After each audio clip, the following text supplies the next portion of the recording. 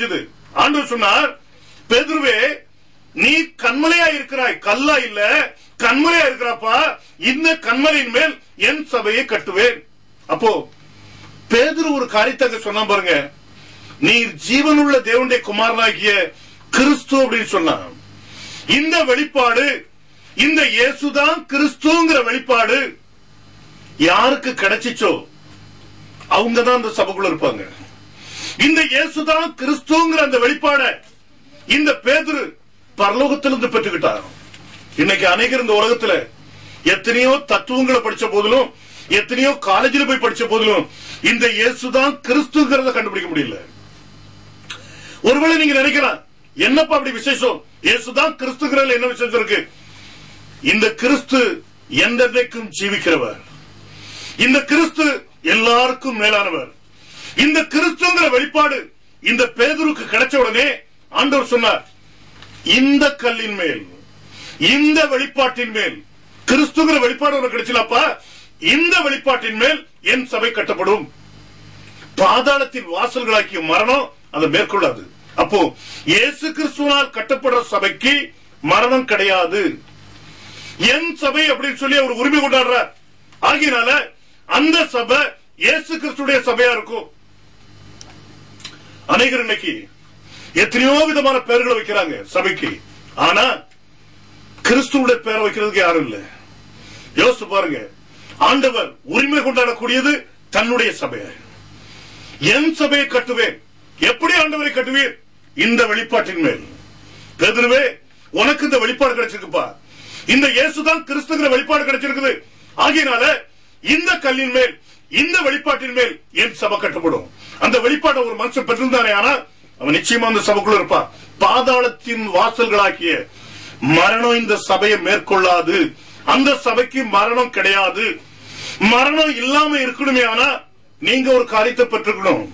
ரோமர் 6வது அதிகாரம் 23வது வசனம் சொல்லுது, பாவத்தின் சம்பளம் மரணம். பாவத்தின் சம்பளம் மரணம். அப்போ ஒரு மனுஷன் மரணத்தை விட்டு வெளியே வரணுமே, ஆனா பாவத்திலிருந்து விடுதலை பெற்றுக்கணும். அப்போதான் அவனுக்கு மரணம் கிடையாது. இங்க ஆண்டவர் சொல்றாரு, பாதாளத்தின் வாசல்கள் என்னுடைய சபையை மேற்கொள்ளாது. மரணம் என்னுடைய சபையை மேற்கொள்ளாதுப்பா. ஆண்டவர் கட்டுற சபையை மரணம் மேற்கொள்ளாது. அப்படியா இருந்தா அந்த சபைக்கு பாவம் இருக்கக்கூடாது. அந்த சபையில் உள்ள ஜனங்களுடைய பாவத்தை அவர் நீக்கினா மட்டும்தான் அந்த சபை மரணத்தை மேற்கொள்ள முடியும். பாருங்க, பைபிள் எப்படி சொல்லுது, நல்லா நீங்க கவனிங்க. இது வேதம். இப்போ இந்த வார்த்தை பிரகாரம் இயேசு கிறிஸ்து பேதுருவிடத்துல சொன்ன பிரகாரம் தன்னுடைய சபையை கட்டுறாரா? இது வேதத்துல சொல்லப்பட்டிருக்குதா? வாசித்து பாருங்க. அப்போஸ்தலர் 2வது அதிகாரம் 1வது வசனத்தை வாசிக்க பார்க்கலாம். பெந்தெகோஸ்தே என்னும் நாள் வந்தபோது, பெந்தெகோஸ்தே என்னும் நாள் வந்தபோது அவர்கள் எல்லாரும் ஒருமனப்பட்டு ஓரிடத்திலே வந்திருந்தார்கள். போதும். பெந்தெகோஸ்தே என்னும் நாள் வந்தபோது அநேக பைபிள்ல நீங்க வாசித்து பாத்தீங்க அப்படின்னா 50வது நாள் என்று குறிச்சிருக்கும். மராட்டி பைபிள்ல பாருங்க, 50 திவஸ் அப்படின்னு இருக்கும். வாசித்து பாருங்க, உங்களுக்கு தெரியும். பெந்தெகாஸ் அப்படின்னா என்ன அர்த்தம்? பெந்தெகோஸ்தே நாள்னு சொல்றோம். இன்னைக்கு அநேகர் நாங்க பெந்தெகோஸ்ட் அப்படி சொல்லுவாங்க. பெந்தெகோஸ்ட்னா என்ன அர்த்தம்? பென்டான்னா 5 அர்த்தம், பெந்தகாஸ்ட் அப்படின்னா 50 அர்த்தம். இது லத்தீன் வேர்ட். இந்த லத்தீன் வார்த்தைக்கு 50 அர்த்தம். அப்போ 50வது நாள்ல அங்க எல்லாம் ஒன்னா கூடி இருக்கிறாங்க. இந்த 50 எதை குறிக்குது? இப்போ நீங்க ஜூபிலியை ஞாபகப்படுத்தி பாருங்க. அந்த யுபிலி 50வது வருஷம். 49 நாள் பலி செலுத்துவாங்க இவங்க. 50வது நாள் எக்காலம் சத்தம் கேட்கும். அந்த எக்காலம் ஊதப்படும் போது மாமிச அடிமைத்தனத்தில் இருந்த இஸ்ரவேல் ஜனங்கள் விடுதலை அடைஞ்சாங்க. இன்னைக்கு இந்த 50வது நாள் எதை செய்ய போகுது? இயேசு கிறிஸ்து கேட்டாங்க. ஆண்டவர் ஒரு பதில் சொன்னார் பாருங்க, வாசிங்க.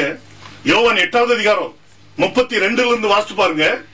சத்தியத்தையும் அறிவீர்கள், சத்தியத்தையும் அறிவீர்கள், சத்தியம் உங்களை விடுதலையாக்கும் என்றார். சத்தியம் உங்களை விடுதலையாக்கும் என்றார். அவர்கள் அவருக்கு பிரதியுத்தரமாக, நாங்கள் ஆபிரகாமின் சந்ததியார். நாங்கள் ஆபிரகாமுடைய சந்ததியார். நாங்கள் ஒரு காலம் ஒருவருக்கும் அடிமைகளாக இருக்கவில்லை. நாங்கள் ஒரு காலத்திலும் ஒருவனுக்கும் அடிமையா இருந்ததில்லை.